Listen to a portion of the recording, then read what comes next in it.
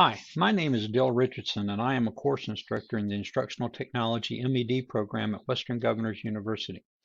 Today, I wanted to share a process for selecting learning resources. Within the new working environment of providing online instruction for K-12 students across the country, I felt it would be valuable to provide a means to make sound decisions on how we are determining ways to engage students online. One of the biggest questions is determining if the use of technology is appropriate. We focus on two decision-making models at Western Governors University to foster the process of determining the appropriateness of the use of technology. Each model can stand alone or be used in combination to make this decision. The Assure model, whose title is an acronym for the stages of the model, includes the following. Analyze learners. Well, what age are they? What are their technology skills? Do any of them have special needs that need to be met? Then you consider the state standards and objectives. How does the text support the standards? Then you're going to be selecting strategies and resources that are going to support the first two bullets.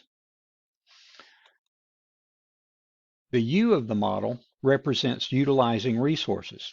Now, teachers can do this through practicing the 5 P's process. The first step is to preview the resources.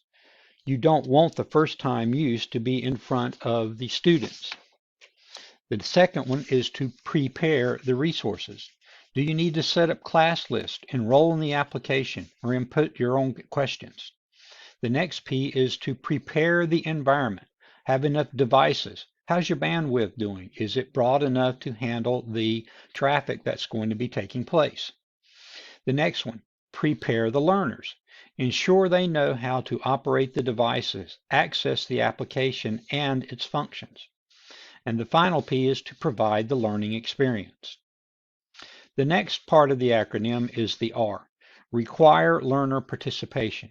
Here you're looking for active mental engagement with finding feedback loops that are provided so that you can gauge their progress formatively. And E, evaluate the progress of the lesson, what went well and what could be revised.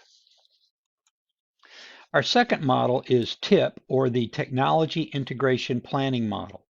TIP employs a 3-phase model of analysis, planning, and post-instructional analysis. In phase 1, the analysis of learning and teaching needs, step 1 is to determine the relative advantage of using the technology. And step 2 is assessing the TPAC, for which I'll be talking about in just a moment. Phase 2 is planning for the integration. Decide on your objective assessments. Design the integration strategies and then prepare instructional environment. And phase 3 is the post-instructional analysis and revisions. Step 6 would be to analyze the results, and number 7, make revisions if you need to for future integrations. TPAC is a feature of the first phase of the TIP model and offers an examination of readiness for integration by exploring 3 domains of knowledge. A teacher's content knowledge and pedagogical knowledge have been integrated into teaching training programs for generations. And it is within the last 20 years or so, the domain of technology knowledge has now gained a foothold. As teachers, we must be able to self-assess our capacities in each of these domains, especially in the area of technology.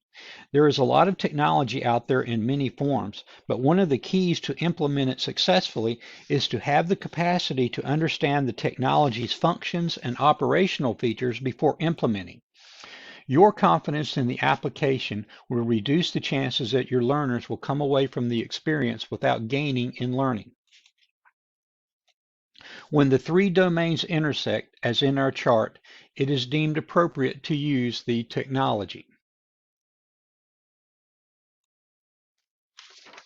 It is our sincere hope that this information will help you in making the decisions about using technology wisely and effectively.